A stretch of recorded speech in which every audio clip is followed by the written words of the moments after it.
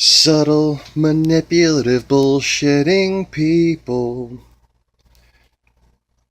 Welcome back to the Lost Begotten channel and another episode of Subtle, Manipulating, Bullshitting People.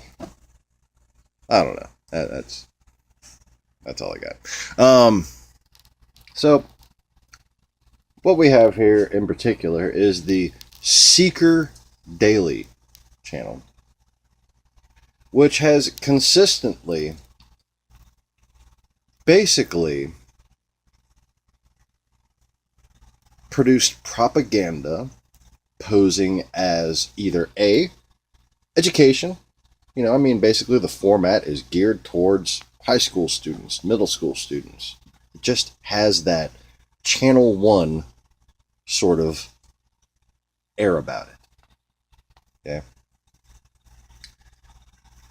And what they've been doing is not only subtly cuddling up with the whole fascist New World Order that's taking over, but they've directly covered for the asses of Vladimir Putin and Donald Trump consistently, while presenting themselves as some sort of centrist, neutral, unbiased, even going so far as to have some channels, stuff they don't want you to know. DNews. D's nuts. I've previously done debunks of that show. But this is all one little network. And it's literally geared towards younger people in order to propagandize them and neutralize their political beliefs. And this particular video is a fine example of how. Pretty sure kleptocracy is in the title, so you can search for it if you want. What they go on to say is basically, people are accusing Donald Trump of being a kleptocracy. And blah, blah, blah, blah, blah, but that may blah, blah, blah, blah.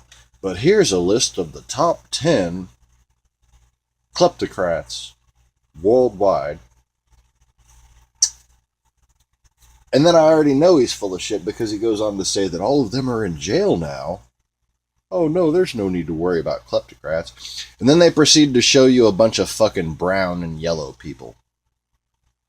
Okay, they proceed to show you a bunch of Asians and Africans and,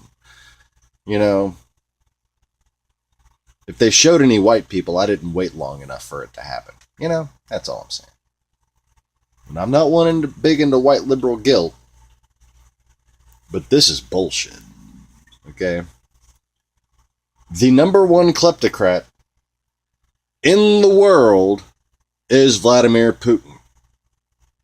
To confirm this, all you need to do is ask the people, besides the new, ExxonMobil Secretary of State,